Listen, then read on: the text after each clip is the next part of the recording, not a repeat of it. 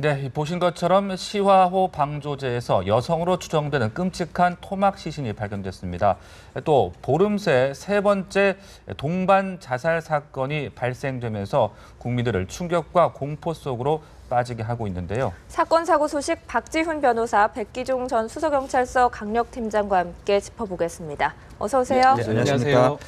네, 참 또 끔찍한 토막 시신 살인 사건이 발생을 했습니다. 먼저 이 신원 파악이 어느 정도 되고 있는지가 궁금한데 뭐 맹장 수술 흔적이 발견됐다는 얘기도 있더라고요. 네, 지금 이분이 이제 20대 후반에서 40대 초반 여성으로 추정을 하고 있습니다. 네. 그 이유는 그 피부라든가 그다음에 그 임신한 흔적이 전혀 없는, 그러니까 임신을 하게 되면 여성이 뭐 살이 튼다고 하지 않습니까?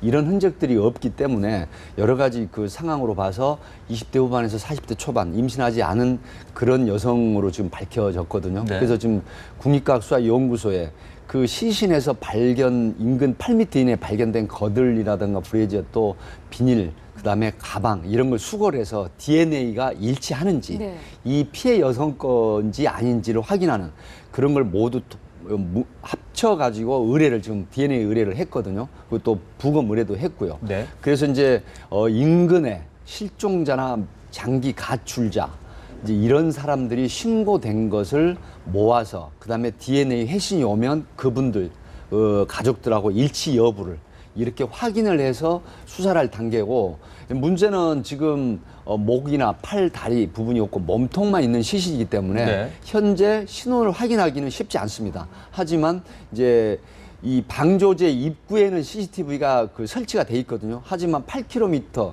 여기가 지금 어떤 곳이냐면은 이 안산, 시흥, 화성 이렇게 3개 시군하고 인접한 시화호이기 때문에 사실상 그 면적은 굉장히 넓어요. 그 서해안에서 그리고 이 인공호수가 어떤 형태냐면 북쪽에서 흘러 들어오는 물이 남쪽에서 흘러 들어오는 물이 북쪽으로 이렇게 다시 흘러나가는 곳이기 때문에 어떤 조류나 간만의 차이로 시신을 유기했을 때 흘러 들어오는 장소이기도 하거든요. 네. 그래서 이 부분이 꼭 이곳에서 일어난, 이곳에 유기한 시신이다. 이런 측면은 아니고 안산 단원경찰서하고 공조를 해서 지금 충남도 일대에서 전부 공조 수사를 하고 있는 그런 상황이기 때문에 일단은 지금 신원 판명에 대해서는 좀 지켜보고 네. 또 국립과학수사연구원의 그 회신이라든가 또 실종자나 장기 가출 이런 사람들의 신고를 종합해서 네. 그래서 이제 신원에 찾는 수사를 할 것입니다. 네, 맹장 수술을 받은 적이 있는 사람들에 대한 어떤 교차 확인 작업도 있겠군요. 네, 그렇습니다.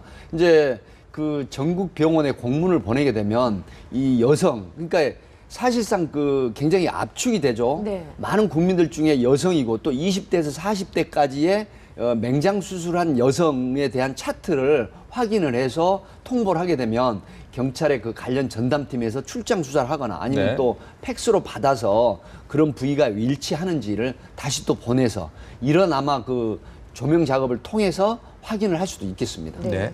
시화호에서 토막 시신이 발견된 게 비단 이번이 처음은 아닌데요. 네. 지금 화면에서도 계속 나오고 있지만 이 도로가에 인접해 있는 것으로 그렇죠. 보이고요. 말씀 들어보니까 시신이 어느 곳에 유기됐는지 그 출처를 찾기가 좀 어렵다는 점도 있는 것 시야가 같아요. 크기도 클 뿐더러 바다하고도 연결이 돼 있기 때문에 뭐 어디서 유입된지 정확하게 알 수가 없는 측면도 사실 있고 네. 거기 가보면 그렇지만 공단이 옆에 있습니다. 네. 도시가 바로 끝나고 뭐 강이라든지 바다가 이런 게 있기 때문에 사실은 유기하기 좋은 장소로 알려져 있고 이 사건 말고도 여러 뭐 우에슬량 사건이죠.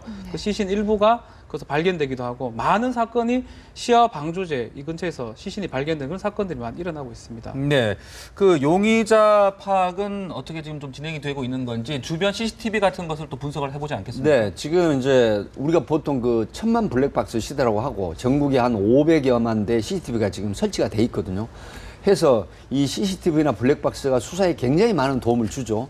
그래서 지금 이 시신, 그 몸통으로 발견된 시신은 일주일을 넘기지 않은 부패 정도로 봐서 그래서 일주일을 넘기지 않은 시신으로 확인이 되고 있기 때문에 이 부분에 대한 게 또 압축 수사가 가능하거든요. 네. 그래서 이제 CCTV라든가 또 뭐 제보자라든가 많은 그런 상황을 살펴봐야 되고 문제는 이게 방조제 내부에는 CCTV가 없지만 밖에는 전부 설치가 돼 있거든요. 네. 네네. 이런 부분을 강력화해서 그다음에 섹터별로 나눠서 수사를 하고 또 인근에 이제 안산 단원 그다음에 이 시흥뿐만 아니라 화성 이렇게 넓게 봐서 면적을 넓혀가지고 공조수사를 하게 되면은 뭔가 일주일 이내에 어떤 흔적들이 발견할 수 있지 않을까. 네. 그래서 지금 한 400여 명을 동원해서 수색도 하면서 인근 그 수사기관하고 공조를 해서 그래서 공조수사를 하고 있기 때문에 아마 조금 기다리면 뭔가 단서가 나오지 않을까. 그런 예측이 됩니다. 네.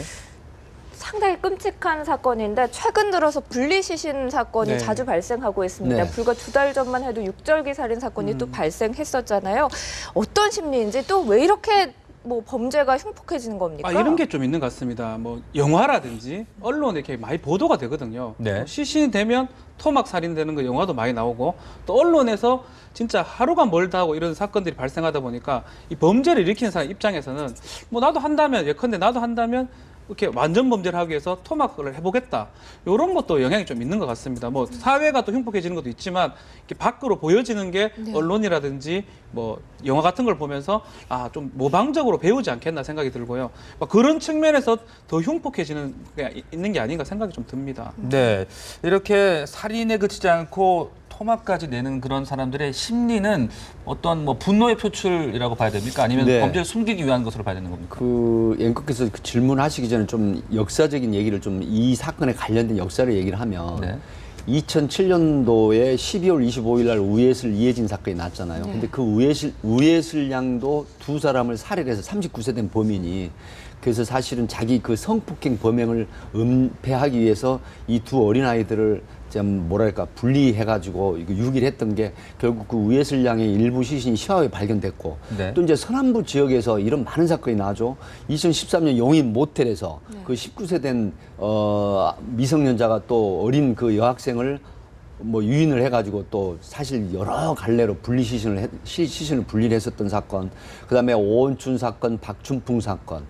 뭐 그다음에 작년에도 그 3월달에 시화회에서 또 역시 목 없는 그 우모 씨라고 42세 된 남성이 또 발견이 됐죠.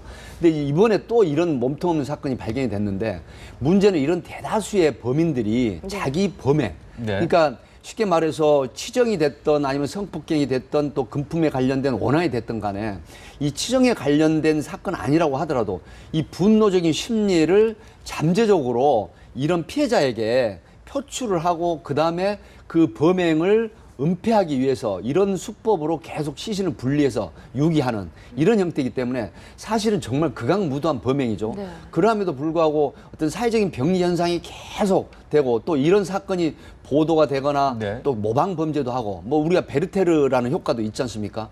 이런 형태도 상당히 번지고 있다. 근데 이런 측면에서 사실 다각적으로 예방 차원에서 노력도 해야 되지만 이러한 것들이 계속 번지는 결국 사회의 어떤 병리적인 현상도 크다. 이런 측면에서 우리가 보통 1년에 건강보험심사평가원에 보면요. 분노 조절 장애가 5년 사이에 33%가 늘었다고 해요.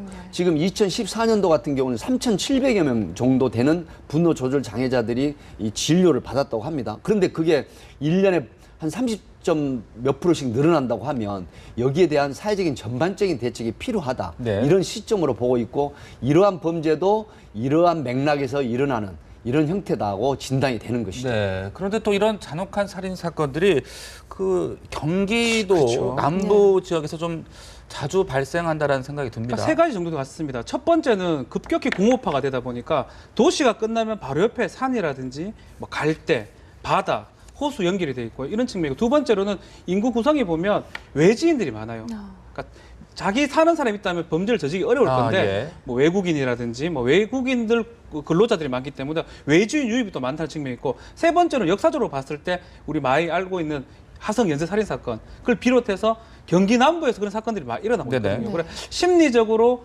범죄를 저지르고 글로 가는 게 아닌가 또 가서 버리고 딴 데 서울로 또 도피하기도 좋고 그런 여러 가지 측면을 봤을 때 아주 시신을 유기하거나 범죄가 일어나기 좋은 장소로 보입니다. 네, 박지훈 변호사께서 굉장히 좋은 말씀을 해주셨어요. 사실상 그 깨진 유리창 이론도 있죠. 유리창 한 장을 깨진 유리창을 방치를 하게 되면 결국 그 건물 전체가 다 음습하고 깨진 유리창이 계속 많이 생기는 형태. 그다음에 이제 보통 우리가 일부 서울 지자체에서 시행을 하고 있죠. 마포 같은 데는 일부의 어떤 오래된 골목에다가 도색을 하고 그림을 그려놓고 네. 경기 남부 지역에서 이런 그렇습니다. 잔인한 범죄가 네. 많이 발생가 된 이유를 좀 짚어봤는데요. 이어서 좀 얘기를 좀 제가 이제 해주시죠. 말씀을 드렸지만 뭐 깨진 유리창 이론이라든가 또 일부 지자체에서 그 환경 개선을 함으로 해서 그다음에 그 도시 자기 지역 기반에 맞는 맞춤형 그런 그 설비를 하니까 범죄가 거의 한 20% 내외로 줄어들었다는 그런 지금 분석 보고도 있거든요.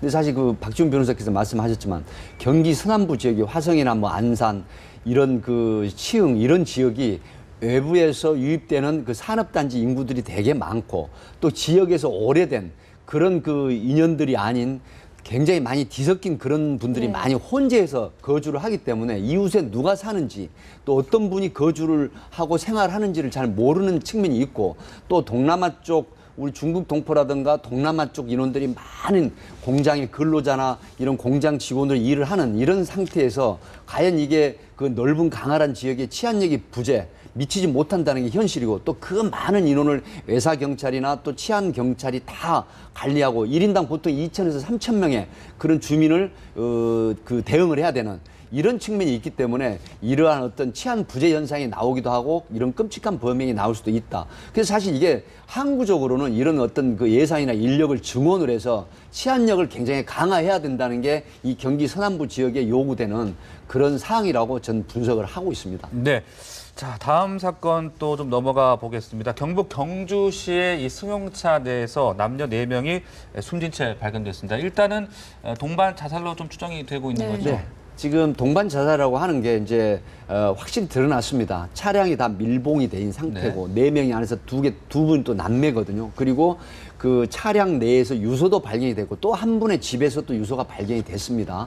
그런 측면에서 또 안에 번개탄이 발견이 됐고 그래서 이게 이제 자살 사이트나 SNS 상에서 서로 만나가지고 뭐 표현이 어떨지 모르지만 서로 뜻이 맞아가지고 자살을 동반 자살한 게 아닌가. 그래서 물론 국립과학수사연구원에 부검을 의뢰했지만 일산화탄소 중독으로 좀 드러났거든요. 네. 일단 네. 외형적인 검시에서 그렇기 때문에 동반 자살일 가능성이 굉장히 높다. 이렇게 보는 것입니다. 네. 네. 최근 보름새 3번이 네. 발생했습니다. 지난 20일에 경남 진주에서 발생했고요. 지난달 31일에는 또 제주에서 이런 사건이 있었는데요.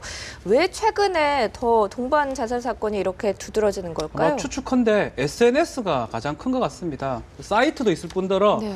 마음을 먹을 수 있는데 실행에 옮기기 쉽지가 않거든요. 네. 근데 같이 어떤 생각을 갖고 있고 실행을 도와주는 어떤 주동하는 사람이 있다면 SNS를 통해서 서로 연결도 되거든요. 또 자살 사이트가 있습니다. 그 사이트의 방법이라든지 네. 뭐 장소 이런 것들을 아주 자세히 공유하다 보니까 아마 이제는 좀 더 편하게 뭐 이런 표현이 맞는지 모르겠지만 더 하기 좋게 상황이 된 게 아닌가 생각이 들고 이 사이트 이런 것들 때문에 좀 더 는 것 같습니다. 실제로는. 네. 그럼 이런 사이트를 운영하는 사람이라든지 네. 이런 것들을 좀 자살을 부추기는 이런 상황들에 대해서 어떤 자살 교사나 방조죄 이런 것들을 물을 수가 있는 사실 겁니까? 자살 방조죄라고 하는 건 현실적으로 실행에 이루어져야 자살 방조죄가 이제 성립이 되거든요.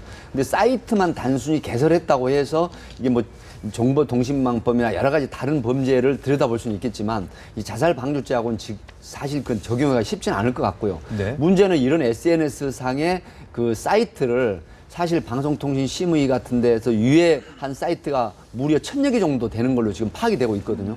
하면 이런 부분을 전부 다 캐치를 해서 단속한다는 게 현실적으로 어렵기 때문에 그리고 또 하나 문제가 있습니다. 이게 자살 사이트뿐만이 아닌 방금 박 변호사께서 말씀하셨지만 SNS 상에서 서로 연결해가지고 이 페이스북이라든가 아니면 각자의 어떤 카톡이나 이런 걸로 연결해서 일정한 시간과 장소에 만나자. 그렇게 해서 이 자살을 실행을 해버리는 이런 형태이기 때문에 현실적으로 이게 그 방지를 한다는 게 예방한다는 게 결코 쉽지가 않다. 이제 이렇다고 하면은 각 지방자치단체라든가 또 어떤 그 관할 경찰서라든가 또 방송통신심의나 관련된 정보통신망법 관련된 부서에서 모두 힘을 합쳐가지고 대응책을 만들어야 되지 어떤 한 기구에서 네. 한 기관에서는 현실적으로 힘이 미치지 못한다. 현재로서 이렇게 처벌할 보고 방법이 지금 없는 상황상으로는 말씀하신 것처럼 자살을 직접 해야 됩니다. 자살을 결의케 하거나 네. 자살을 하게 수월하게 했으면 자살 교사 방조죄로 처벌하고 있는데 통상 이 같이 자살하려 하다가 산 사람들이 그렇게 처벌을 받습니다. 네. 그러니까 같이 이렇게 4명이 있었는데 그 중에 살았던 사람은 자살 교사나 방조로 처벌할 수 있지만 이 사이트를 개설했다 해가지고 자살 교사 방조로 혐의를 묻기로는 조금 무리수가 있고요. 다만 이런 경우는 있습니다. 위계에 의한 살인죄가 있습니다. 자기는 죽을 생각이 없지만 남들을 자살시키기 위해서 이런 경우는 살인죄와 똑같이 처벌받습니다. 네. 그래서 이 사이트 운영자를 어떻게 뭐 자살 교사 방조죄로 처벌하는 건 사실 어려움이 있고 네. 만약 거기에서 좀 더 나간 행동이 있다면 어떤 사람을 알고도 자살할 걸 알면서도 더 부추긴 행동이 있다면 아하, 예. 또 자살을 또 했다면 그런 상황이 밝혀진다면 자살 교사 방조죄로 1년에서 10년 사이 징역이거든요. 네. 처벌이 가능합니다. 그 죄를 묻는 것도 중요하겠지만 어떤 방지할 수 있는 방법이나 대책 마련도 중요할 텐데요. 지금까지는 어떤 대책들이 세워져 지금 있습니까? 사실상으로는 어떻게 보면 그냥 상담 전화 정도 받고 이런데 전체적 시스템이 구축이 사실 안 돼 있다 봐야 됩니다. 자살 어떤 지자체에서 자살 상담 시스템도 좀 구축을 해야 되고 더 중요한 거는 가출 신고가 나온다든지 이렇게 뭐 감지가 된다면 경찰에서 즉각적으로 수사를 좀 해야 되거든요. 그래야 자살을 막을 수 있는데 네. 네. 가출 신고도 뭐 저도 정확한 지침은 모르지만 일정 시간이 지나야 움직일 수 있기 때문에 지금 사건이 터지고 나서 움직이는 그런 결과가 생기고 그래서 결국은 전체적으로 한 기구가 아닌 사회 전체적 문제라고 생각이 들고 정말 시스템을 갖춰야 될 거라고 생각이 듭니다. 경상남도 유상급식으로 전환이 됐는데 이 무상급식 폐지를 주장했던 학부모에게 때 아닌 막말 문자 논란이 지금 벌어지고 있군요. 예. 사실 저는 그 이성의 도의원으로 지금 비례대표로 밝혀지고 있죠. 보도가 됐는데 저는 여기서 굉장히 좀 분노를 느끼는 부분이 있습니다. 개인적으로. 왜 그러냐면 이 학부형 엄마가 초등학교 3학년 엄마잖아요. 그런데 도의원에게 사실 도움을 받고 싶은 뜻에서 그 메시지를 그대로 보냈더라고요. 엄마, 오늘부터 학교에서 밥 먹으려면 돈 내는 거죠. 그냥 엄마 돈 없지. 나 학교에서 오늘부터 밥 안 먹을래. 이런 형태의 메시지를 그대로 전달을 했단 말이죠. 네. 그러면 예를 들어서 이성희 도의원께서는 이거를 좀 성의 있게 지금 뭐 보편적 복지나 뭐 선별적 복지 차원에서 논의가 되고 있으니까 그 따님에게 뭔가 좀 따뜻하게 위로를 해주고 또 어머니 그 학부형에게도 위로의 말씀을 건네면서 그러면 조금 기다려 주시고 시간이 지나면 해결될 거라는 이런 어떤 도의원으로서의 어떤 자질 있는 그다음에 자기 관할 그 경남 도민의 한 사람이기 때문에 정말 그런 따뜻한 메시지를 보내주면 오히려 칭찬을 받을 일인데 네. 아마 제가 개인적으로 판단할 때는 무시했던 부분이 있지 않을까. 이 학부형이 돈이 없다 그러니까 그래 지금 여기다가 막무가내 메시지 보낼 돈으로 보태서 급식비를 내라라고 하면 얼마나 그 학부형 그 초등학교 3학년의 엄마와 그 딸에 대한 이 업신여김인지 그걸 객관적인 판단이 되는 것이거든요. 과연 이런 분이 도의원을 하고 있는 그런 자리를 깨차고 그대로 있어야 되는지, 그러니까 선별적이나 보편적 복지나 뭐 선별적 복지를 떠나서 과연 도의원이 자기 관할 도민의 엄마가 초등학교 3학년에 그런 애타하는 마음을 전달을 했는데 그걸 그대로 무시를 하고 자기 입장에서 정말 업신여기는 형태의 메시지를 보냈다고 하는 건 정말로 제가 드릴 말씀은 아닌지 모르겠지만 자질 문제라는 그런 판단이 섭니다. 네. 이 도의원의 어떤 변명을 들어보면 일단은 그 당시에 문자가 많이 왔대요. 7통, 8통 하루에 오다 보니까 조금 차근차근 답변을 못했던 측면도 있고 또 그 후에 이 학부모한테 미안하다 얘기를 했지만 네. 결국 그 뒷부분은 없고 앞부분만 이렇게 나왔기 때문에 미안하다고 얘기를 하는데 뭐 저도 마찬가지로 도의원이면 어떤 정책적 얘기를 사실 해야 되지 뭐 예컨대 문자 보낼 돈으로 밥 먹이라 이 측면도 마찬가지고 예. 그리고 공짜 좋아하는 아이가 아니냐 이렇게 키울 것이냐 이런 것들은 사실상 어떤 논의하고 관계없는 어떤 시장에서 어떤 아줌마끼리 얘기할 어떤 싸움하라고 얘기할 이런 부분이거든요. 도의원이면 정책을 집행하는 입장이잖아요. 그러면 이렇게 다 답변하는 게 아니고 네. 더 책임감 있게 어떤 정책적으로 이런 얘기를 했어야 되는데 공짜를 좋아하는 아이를 키울 것 이렇게 얘기한다는 거는 결국은 뭐 자질 문제도 그렇지만 누구도 이해할 수 없는 상황이 아닌가 생각이 네, 듭니다. 좀 더 현명한 대처가 아쉽다 이런 생각이 네. 듭니다. 두 분 말씀 여기까지 듣겠습니다. 고맙습니다. 감사합니다.